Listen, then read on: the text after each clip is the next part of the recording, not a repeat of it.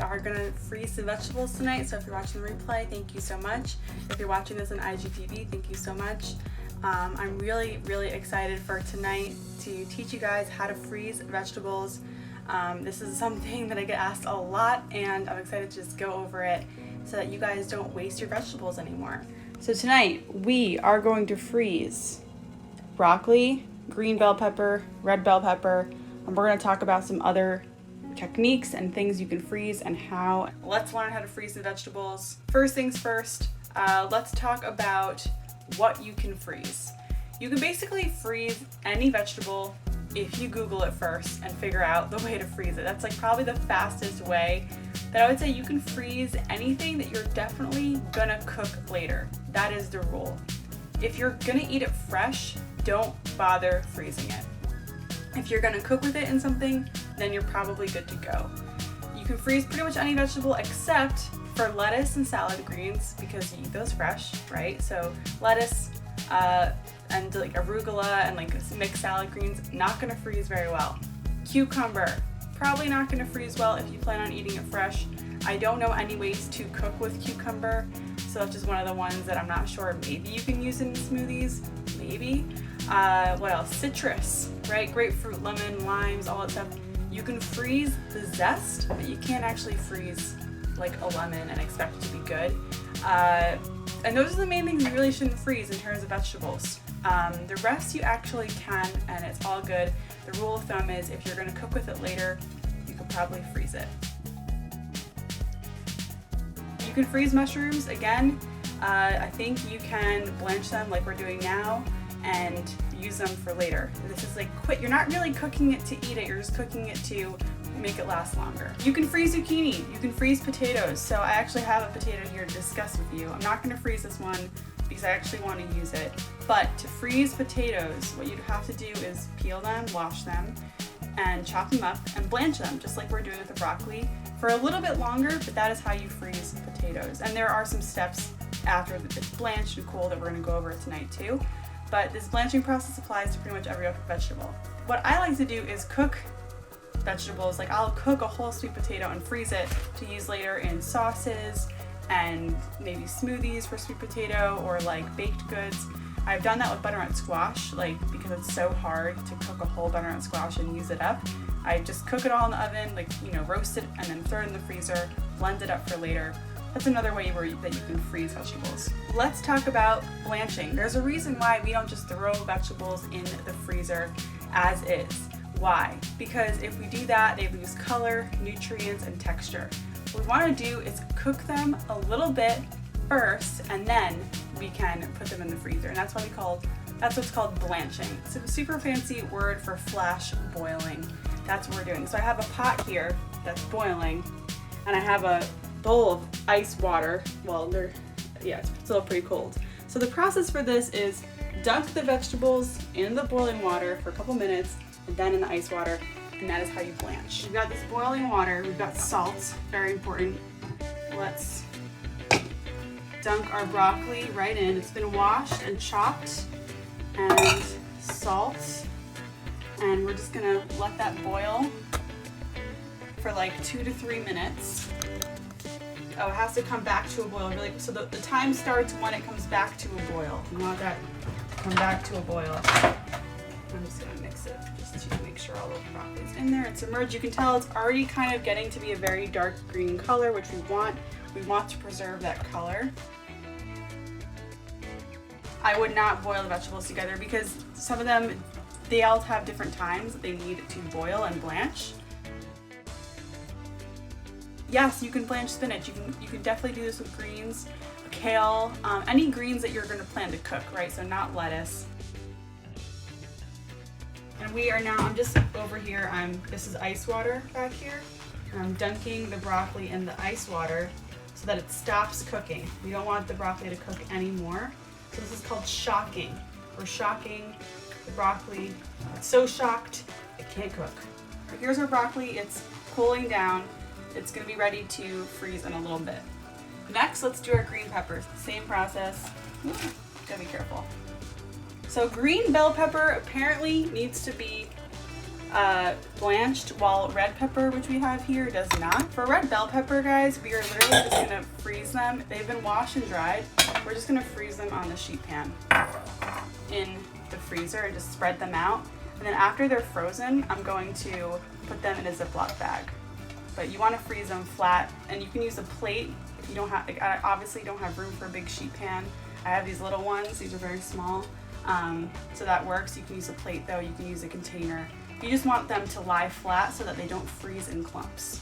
Here is my peppers. So the red bell peppers can actually just be frozen like this. They're one of the vegetables that's totally cool to freeze like this, as long as you're gonna cook with them. You can't use them raw after they've been frozen. You can't use anything like raw food again. It's only for cooking. So I'm gonna use this in a stir fry or a curry. You wanna chop them up in the shape that you're gonna use them in. I created some space for my peppers in my crazy freezer right now. Taking it out. And it's going in this bowl I have with ice so it stops cooking. And it's bright green. It's a beautiful, beautiful color. I didn't change the water, but I guess you could change the water if you want. I honestly don't think it makes a difference. Now I wish I could save this water to make stock with. Maybe I can.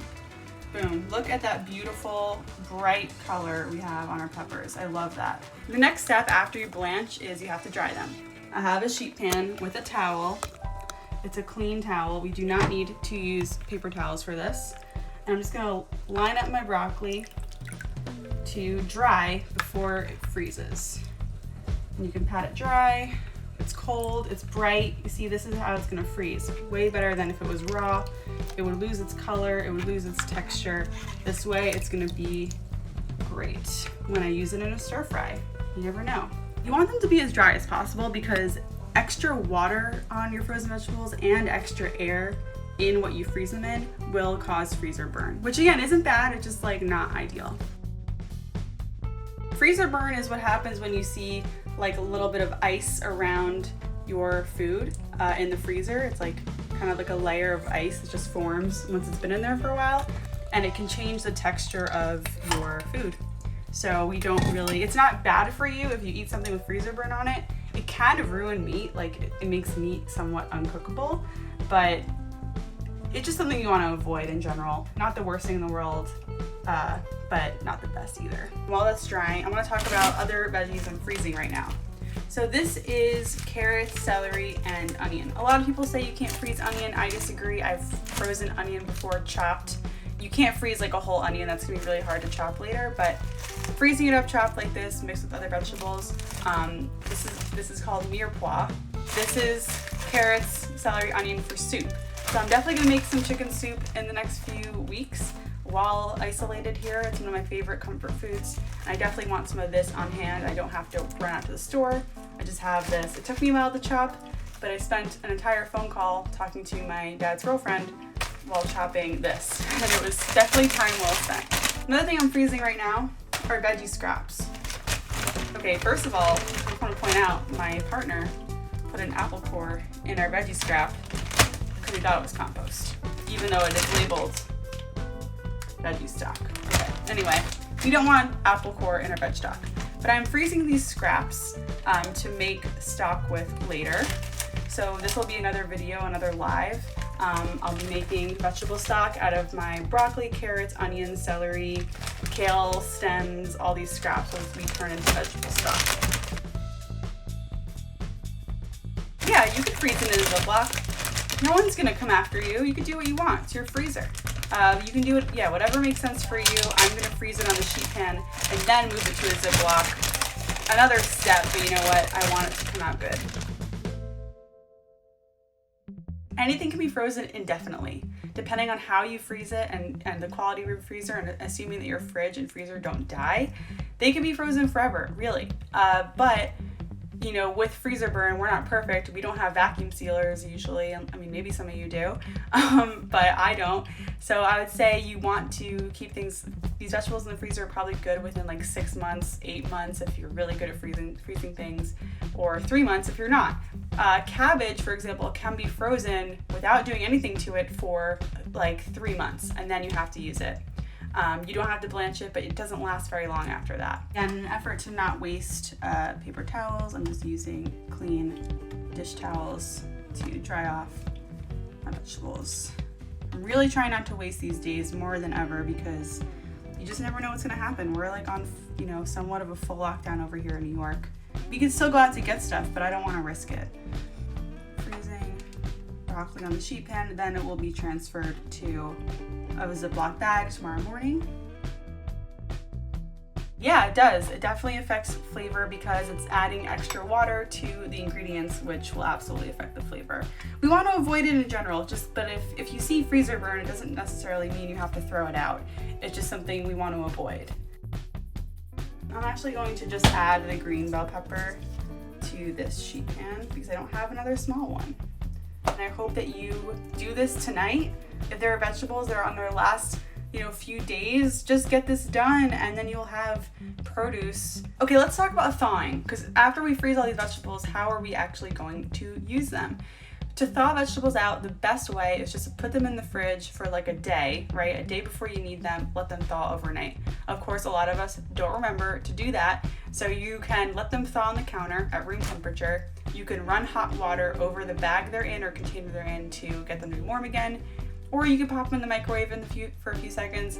That's like the last resort, but those are your options. Don't expect these vegetables to be like super crunchy after they're frozen. They're just really best for cooking. And thanks for joining. You guys are amazing. Bye.